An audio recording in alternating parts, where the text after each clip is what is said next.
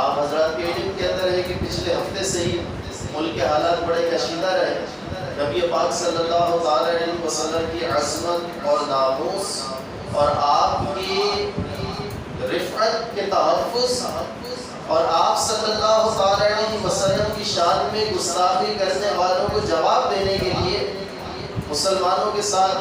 خاص طور پر اہل سنت و جماعت کے ساتھ جو آزمائشیں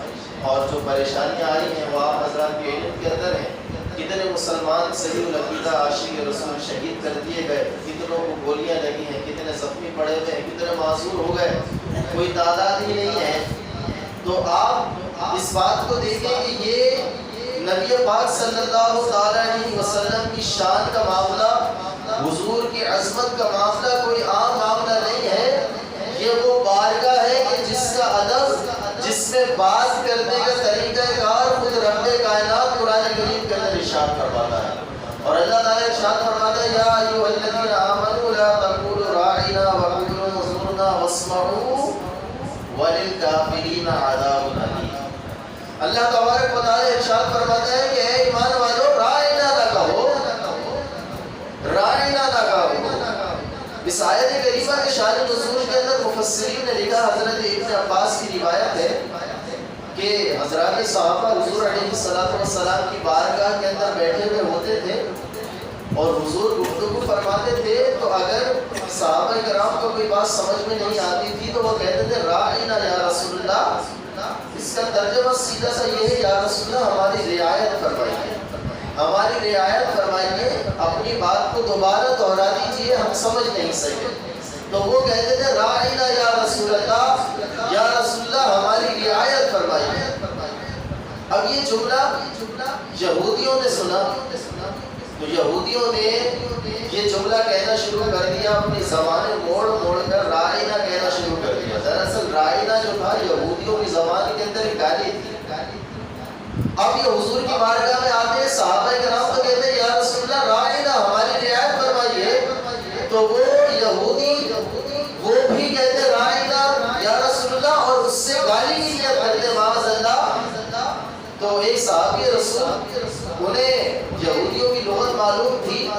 تو انہوں نے یہودیوں کو کہا کہ آئندہ اگر میں نے تمہارے منہ سے راعنا سنتے ہوئے سن لیا نا تو میں تمہیں چھوڑوں گا نہیں. وہ یہودی کہنے لگے کہ بھائی ہم راعنا کہتے ہیں تو تمہارے مسلمان بھی تو راعنا کہہ رہے ہوتے ہیں, یہ دوسرے صحابہ بھی تو راعنا کہتے ہیں. اب یہ صحابی تھوڑے پریشان ہو گئے, تو میں کیا کروں. رب کائنات نے قرآن کریم کے اندر آیت کریمہ نازل فرما دی, یا ایھا الذین آمنوا لا تقولوا راعنا, اے ایمان والو راعنا نہ کہو, وقولوا انظرنا, بلکہ کہو یا رسول اللہ ہمارے حال زار کے اوپر نظر فرمائیے. راعنا نہ کہو بلکہ کہو یا رسول اللہ ہمارے حال کے اوپر نظر کرم فرمائیے, اپنی بات کو دوبارہ دہرا دیجیے. اور اللہ تعالیٰ نے مزید آگے ایک اور ادب ارشاد فرمایا کہ محبوب کو بار بار بات ریپیٹ کرنے کی پریشانی نہ دو. واسمعوا, پہلے ہی حضور کی بات کو توجہ کے ساتھ سنو. بار بار ریپیٹ کرواتے ہو محبوب کو زحمت ہوگی, لہذا بات کو واسمعوا پہلے ہی توجہ کے ساتھ سنو. اور جو حضور نبی پاک علیہ السلام کی شان میں گستاخی کرے, جو حضور نبی پاک علیہ السلام کی شان کے اندر ہلکے کلمات کہے, اللہ تعالیٰ نے ان کے بارے میں کہا وَلِلْكَافِرِينَ عَذَابٌ أَلِيمٌ, اور کافروں کے لیے دردناک عذاب ہے. اس آیت کریمہ کے شان نزول دیکھیں اور اس آیت کی خوبصورتی دیکھیں کہ نبی پاک صلی اللہ تعالیٰ علیہ وسلم کی شان کو اللہ تعالیٰ نے کیسا بلند کر کے بیان کیا. اور ایک اور نقطہ یہاں سمجھیے گا, دنیا کا دستور ہے کہ چھوٹے منصب والا آدمی بڑے منصب والے آدمی کا ادب اور آداب جو ہے نا وہ سمجھاتا ہے. آپ کسی بڑی شخصیت کے پاس جائیں نا, کوئی عام لوگ اگر ملنے کے لیے جاتے ہیں, مثال کے طور پر کبھی کسی عام شخص کو وزیر اعظم سے ملنے کا موقع ملے تو اس کے جو نیچے والے سیکرٹری وغیرہ ہوتے ہیں, مشیر ہوتے ہیں, تو وہ باقاعدہ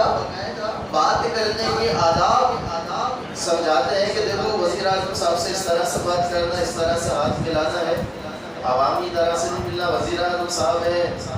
فلاں بات نہیں کرنا, یہ والی بات نہیں کرنا, وہ والی بات نہیں کرنا. بات کے ادب سکھائے جاتے ہیں. پرانے دور میں بادشاہ جب ہوا کرتے تھے تو بادشاہوں کے تو مزاج ہی الگ تھے. ان کے تو عجیب و غریب سا معاملہ تھا، ان کے تو آداب بھی بالکل الگ تھے۔ ہندوستان کے اندر مسلمان بادشاہوں کی عادت یہ تھی کہ ایک مسلمان تھا، اس نے بادشاہ کو سلام کر دیا، السلام علیکم ورحمۃ اللہ۔ بادشاہ کو سلام کرنا بھی توہین تصور کیا اس نے کہ یہ مجھے صرف سلام کیوں کرتا ہے، خالی سلام کر دیا۔ اس نے اس بات کے اوپر اس غریب آدمی کو سزا دلوائی کہ یہ مجھے صرف سلام کر رہا ہے، حالانکہ سلام سنت مبارکہ ہے، نبی پاک علیہ السلام نے تعلیم دی ہے، لیکن بادشاہوں کا دماغ اس نے سلام کیوں کیا؟ تو آپ دیکھیں دنیا کا دستور ہے کہ چھوٹے منصب والا بڑے منصب والے کی بارگاہ کے اندر اس کے پاس جانے کے آداب بیان کرتا ہے، لیکن یہ رب کائنات کا اپنے محبوب سے شان محبوبی ہے، حضور سے محبت کا انداز ہے کہ رب کائنات خالق کائنات اور مالک کائنات ہونے کے باوجود اپنے محبوب کے دربار کے آداب بیان کرتا ہے کہ محبوب سے گفتگو کرتی ہے تو کیسے کرتی ہے، رائنا نہیں کہنا ہے، انظرنا کہنا ہے، بات سننی ہے پہلی توجہ کے ساتھ سننی ہے، اور اگر کوئی ان باتوں کو نہیں مانتا حضور کی شان میں گستاخی کرتا ہے، ان کو بھی ہاتھوں ہاتھ وعید سنا دی اور فرمایا وَلِلْكَافِرِينَ عَذَابٌ أَلِيمٌ، اور کافروں کے لیے دردناک عذاب۔ تو میرے بھائیو، حضور سید عالم صلی اللہ علیہ وسلم کی جو محبت ہے نا، یہ وہ چیز ہے کہ جو آج تک مسلمانوں کو مجتمع رکھی ہوئی ہے، آج تک مسلمانوں کو جوڑ کے رکھی ہوئی ہے۔ آپ یہ دیکھیں، آج دنیا کی کسی کونے کے اندر مسلمانوں کے اوپر ظلم ہوتا ہے۔ آپ کو یاد ہوگا چند سال پہلے برما کے اندر مسلمانوں کے اوپر بڑا ظلم و ستم کیا جا رہا تھا، اور مسلمانوں کی باقاعدہ نسل کشی کی جا رہی تھی۔ جب ہمیں کشمیر سے اطلاعات ملتی ہے کہ مسلمانوں پر ظلم و ستم کیا جا رہا ہے، جب شام، فلسطین، عراق، افغانستان وغیرہ کی یورپ کے کسی ملک سے یہ پتہ چلتا ہے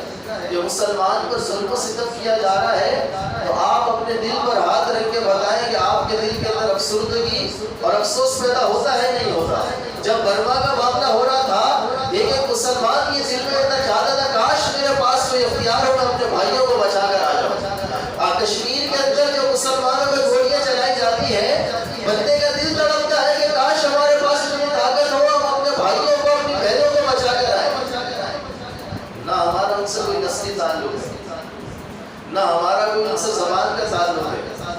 ہمارا اور ان کا بعض اوقات رہن سہن ہی الگ ہوتا ہے، ہمارا اور ان کا چہرے کا خد و خال، رنگ، روپ، انداز سارا کا سارا الگ ہوتا ہے، لیکن کیا وجہ ہے کہ برما کے مسلمانوں پہ گولیاں چلتی ہیں تو تڑپتا پاکستان کا مسلمان ہے؟ بات یہ ہے کہ وہ بھی وہی کلمہ پڑھتا ہے جس نبی کا ہم کلمہ پڑھتا ہے۔ اس محبت نے پوری دنیا کے مسلمانوں کو جوڑا ہوا ہے۔ اب یہ جو کافر ہے نا، وہ اس بات کو جانتے ہیں، اور اقبال کی زبان میں یہ فاقہ کش جو موت سے ڈرتا نہیں ذرا، یہ فاقہ کش مرنے والے روزے کی حالت میں، رمضان ہے، گرمی ہے، روزے کی حالت کے اندر گولیاں کھانے کے لیے تیار ہے۔ اقبال نے کہا تھا یہ فاقہ کش جو موت سے ڈرتا نہیں ذرا، کیا کرو؟ روح محمد اس کے جسم سے نکال دو،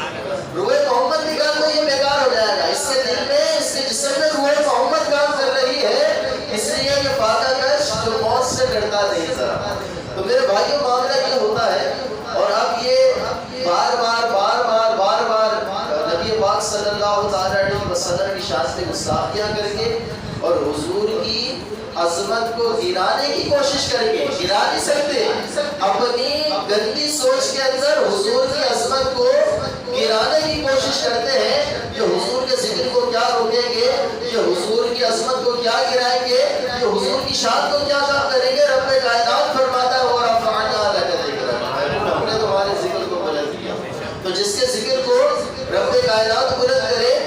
تو یہ کافر بنائیں گے کیا تیرے خاکے محمد ہمارے بڑی شان والے۔ تو یہ حضور سید عالم صلی اللہ علیہ وسلم کی شان اور عظمت کو گرانے کی ناپاک کوششیں کرتے رہتے ہیں۔ میرے بھائیوں، اس موقع پر مسلمانوں کا کردار اور مسلمانوں کا اپنا جو طریقہ کار ہے نا، یہ بڑا اہم ہے۔ لیکن یہ موقع جب اس طرح کا آتا ہے، ایک دل کے اندر طوفان برپا ہو جاتا ہے، غیرت جوش ہے، خون غیرت مارتا ہے، جوش مارتا ہے، اور بندہ یہ خواہش کرتا ہے کہ کاش میری بھی جان حضور سید عالم صلی اللہ تعالیٰ علیہ وسلم کے قدموں پر نثار ہو جائے۔ خدا کی قسم خالص ایمان ہے، بندے کے ایمان کی علامت ہے کہ حضور کی شان پہ گستاخی ہوتی ہے تو بندہ تڑپ کے رہ جاتا ہے۔ یہ انسان کے محب رسول حضور سے محبت کی علامت ہے، لیکن حضور سید عالم صلی اللہ علیہ وسلم کی محبت کی علامات میں سے یہ بھی ہے کہ حضور کے لائے ہوئے فرامین کے اوپر بھی عمل کیا جائے، حضور کی لائے ہوئی شریعت کے اوپر بھی عمل کیا جائے، حضور کے لائے ہوئے دین کے اوپر بھی پابندی کے ساتھ عمل کیا جائے۔ اب معاملہ یہ ہوتا ہے، ابھی کچھ دیر پہلے علامہ خادم حسن صاحب رحمۃ اللہ تعالی علیہ کا ایک بیان کیا کلپ سن رہا تھا، تو وہ اسی بات کو ارشاد فرما رہے تھے کہ ہمارے لوگ صبح دیر تک سوتے ہیں اور دیر تک سونے کے بعد جب اپنے کام دھندے پر جاتے ہیں اور اس کے بعد پورا دن مکھیاں مارتے رہتے ہیں کہ گزارا نہیں ہوتا، گزارا نہیں ہوتا، گزارا نہیں ہوتا، تو وہ سمجھا رہے تھے کہ صبح ہی صبح اٹھو، نماز پڑھو اور اس کے بعد اپنے کاموں میں جاؤ، رحمت اور برکت کا جو وقت ہے اس وقت اپنے کاروبار کو شروع کرو، سحر تک تمہاری اگر روزی پوری نہ ہو جائے تو اللہ تبارک و تعالیٰ اتنا عطا فرما دیتا ہے۔ لیکن ہمارا عالم کیا ہوتا ہے؟ ہمارا عالم یہ ہوتا ہے کہ ہمارا انداز آپ دیکھیں کہ نماز فجر گزار کے ہمارے اٹھنے کا انداز یہ ہو گیا کہ ہم دن آدھا دن گزار کے دوپہر کے وقت اٹھ رہے ہوتے ہیں، اس کے بعد اپنے کاموں پر جاتے ہیں اور کاموں پہ جانے کے بعد ہم بیٹھتے ہیں جب اپنے کاموں کے اوپر، اس کے بعد ہم شام تک روتے جاتے ہیں کہ گزارا نہیں ہوتا، برکت نہیں ہوتی۔ تو میرے بھائیو یہ جو چیز ہے، ہمیں حضور سید عالم صلی اللہ علیہ وسلم کی محبت اور حضور سے عشق کا تقاضا یہ ہے کہ حضور کی لائے ہوئی شریعت کے اوپر بھی کامل طور پر عمل کیا جائے۔ نمازوں کا آپ عالم دیکھیں، ہمارے رمضان مبارک میں مسجدوں کے اندر تعداد ہوتی ہے، لیکن رمضان جاتے ہی مسجدیں اس طرح سے ویران ہو جاتی ہیں کہ جیسے رمضان بھی چلا گیا گویا کہ سارے کے سارے مسلمان ہی چلے، وہی محلہ، وہی علاقہ، وہی نمازیوں کی تعداد آدھی سے بھی کم رہ جاتی ہے، یہ مسلمان کہاں چلے؟ حضور سید عالم صلی اللہ علیہ وسلم جو ارشاد فرما رہے ہیں کہ نماز میری آنکھوں کی ٹھنڈک ہے، تو حضور کی آنکھوں کی ٹھنڈک جو نماز ہے اس کو ہم چھوڑ کر بیٹھے ہوئے ہیں۔ تو یہ اپنے طرز زندگی کو تھوڑا بدلنا ہوگا، اپنے انداز کو تھوڑا سا بدلنا ہوگا، کامل طور پر مسلمان بننا ہوگا، حضور سید عالم صلی اللہ علیہ وسلم کی محبت کو اور حضور کی عشق کو اپنی زندگی کے اندر نافذ کرنا ہوگا۔ اس کے بعد بندہ دیکھے کہ اس کو دنیا کے اندر بھی برکتیں ملتی ہیں اور آخرت کے اندر بھی برکتیں ملتی ہیں۔ لیکن نبی پاک صلی اللہ علیہ وسلم کی شان اور عظمت اور حضور سید عالم صلی اللہ علیہ وسلم کی شان کو گرانے والے لوگوں کا ہم نے فجر کے اندر کچھ دن تک ظالمین کے انجام کے اوپر بیان کیا۔ یہاں سے ایک واقعہ ایک اہل علم نے سنایا تھا، جس طرح سے ابھی مسلمانوں کے اوپر ناموس رسالت کے قانون کا تحفظ کرنے کے لیے، حضور کی عظمت اور شان کا تحفظ کرنے کے لیے جو گولیاں برسائی گئی ہیں، یہ اسی طرح سے گولیاں کسی دور میں اس وقت بھی برسائی گئی تھی جب قادیانیوں کو غیر مسلم اقلیت قرار دینے کی تحریک چل رہی تھی۔ تحریک ختم نبوت جب چل رہی تھی اس وقت بھی اسی طرح سے کہا گیا کہ 10,000 سے زیادہ مسلمان اس تحریک کے اندر شہید ہوئے تھے، صرف اس بات کے اوپر کہ قادیانیوں کو غیر مسلم اقلیت قرار دیا جائے، جو ہمارے آقا کو آخری نبی نہیں مانتا اس کو مسلمان نہیں مانتا۔ اس بات کے اوپر 10,000 سے زیادہ مسلمان شہید کر دیے گئے، اور اس وقت کا جو حکمران تھا غلام محمد، اس نے وہ سیدھی گولیاں برسائی، 10,000 سے زیادہ مسلمان شہید کر دیے گئے، لیکن قانون تو پاس ہو گیا، قادیانیوں کو غیر مسلم اقلیت قرار دیا گیا۔ لیکن اب آپ تصویر کا دوسرا رخ دیکھیے گا، اس غلام محمد کے بارے میں ایک اہل علم نے واقعہ سنایا کہ جب یہ معذور ہو گیا، جب اس کی حکمرانی وزیر اعظم کا تو ختم ہو گیا، تو اس نے مدینہ منورہ سعودی عرب کی گورنمنٹ سے یہ گزارش کی کہ ایک تو میری رہائش جو ہے نا وہ مدینہ منورہ کے اندر دی جائے، میں یہاں پر آؤں گا اور حضور کے روزے کے قریب رہا کروں گا۔ سعودی گورنمنٹ نے اس کی اس بات کو تصدیق کر دیا۔ اس نے دوسری گزارش کی کہ اگر میں مر جاؤں نا تو میری تدفین جنت البقیع کے اندر ہونی چاہیے۔ وزیر اعظم تھا، سعودی گورنمنٹ نے اس بات کو بھی تسلیم کر دیا کہ ٹھیک ہے آپ کا انتقال ہوگا تو مدینہ منورہ کے اندر آپ کی تدفین ہوگی۔ خیر اتفاق کی بات ہے کہ اس کا جو انتقال تھا نا وہ پاکستان کے اندر ہی ہو گیا۔ اب پاکستان کے اندر اس کا انتقال ہو گیا تو اس کی قبر، اس کے میت کو امانت کے طور پر جب سعودی عرب لے کر جائیں گے، جب مدینہ لے کر جائیں گے، جب جائیں گے اس کی میت کو امانت کے طور پر عیسائیوں کے قبرستان میں دفنا دیا گیا۔ عیسائیوں کے قبرستان میں اس کی قبر کو دفنایا اور دفنا کر لوگ آ گئے۔ ابھی کچھ عرصہ گزرا ہے تو اب سعودی گورنمنٹ نے کہا کہ بھائی انہوں نے وصیت کی تھی کہ مدینہ منورہ کے اندر ان کی تدفین ہو، لہٰذا ان کی لاش کو نکالا جائے ان کی قبر سے اور آپ مدینہ منورہ لے جائیں تو ہم اس کی تدفین کر دیں گے جنت البقیع کے اندر۔ اب لوگ آئے، اس کے اندر ڈاکٹر بھی تھے، اس کے اندر فوجی بھی تھے، یہ آئے اور آ کر اس کی قبر کو کھولا گیا تو لکھنے والوں نے لکھا کہ اس کے جسم کے اوپر، اس کی قبر کے ارد گرد بہت بڑا سانپ باقاعدہ وہاں پر گھوم رہا۔ اب جب لوگوں نے یہ دیکھا تو اس کے ساتھ فوجی بھی تھے، یعنی قبر کشائی کرنے کے لیے فوجی بھی آئے تھے، انہوں نے سانپ کو گولیاں ماری باقاعدہ 6 گولیاں اس سانپ کو ماری، لیکن دیکھا گیا کہ سانپ کو کچھ بھی نہیں ہوتا۔ ڈنڈی سے مار کے ہٹاتے ہیں، لکڑی سے مار کے ہٹاتے ہیں، وہ سانپ کہیں پر بھی نہیں جاتا۔ تو اس ڈاکٹر نے کہا کہ اچھا ایسا کرو کہ اسپرے کرتے ہیں اس کے اندر جانور مارنے کا، اور جانور مارنے کے اسپرے کرنے کے بعد کچھ دیر کے بعد اس کی قبر کو کھولتے ہیں۔ انہوں نے اسپرے کیا اور اسپرے کرنے کے بعد دوبارہ قبر کو بند کر دیا، 2 گھنٹے تک قبر کو چھوڑ دیا کہ بھائی اسپرے بڑا خطرناک ہے، اب تک تو سانپ مر گیا ہوگا۔ انہوں نے جب دوبارہ قبر کھولی تو وہ سانپ اسی طرح سے وہاں پر گھوم رہا تھا۔ اب ان لوگوں کو یقین آ گیا کہ یہ جو سانپ ہے یہ کوئی عام سانپ نہیں ہے اور اس کی قبر کے ساتھ اس کی میت کو نکال نہیں سکیں گے۔ انہوں نے دوبارہ مٹی ڈالی اور چھوڑ کر آ گئے کہ جس نے وصیت کی تھی کہ میری قبر جنت البقیع میں بننی چاہیے، جنت البقیع میں تو کیا بنتی، مسلمانوں کے قبرستان میں بھی دفن ہونا نصیب نہیں ہوا، عیسائیوں کے قبرستان میں وہ بندہ دفن ہے۔ اور گورکن کہتا ہے کہ اس کی قبر سے کبھی کبھی بہت تیز چیخنے کی آوازیں آتی ہیں۔ وقت گزر گیا، قادیانی غیر مسلم اقلیت قرار دے دیے گئے، جو شہید ہونے تھے وہ حضور کے نام کے اوپر اپنی جان نثار کر کے دنیا سے چلے گئے، اور جس بدبخت نے حضور صلی اللہ علیہ وسلم کے عاشقوں کے اوپر گولیاں برسائی تھی، جس نے لاٹھی چارج کروایا تھا، وہ اپنے انجام کو پہنچا۔ تو دنیا دیکھ رہی ہے میرے بھائی کو، وقت سارا کا سارا گزر جاتا ہے لیکن یہ ساری کی ساری چیزیں یاد رہ جاتی ہیں۔ دیکھیں مرنا تو ان کو بھی تھا جو مر گئے حضور کے جانے کے اوپر، مرنا ان کو بھی تھا جنہوں نے ابھی 18 اپریل کو قربانیاں کی ہیں، لیکن کسی نے کہنے والے نے کہا تھا جس دھج سے کوئی مسجد میں گیا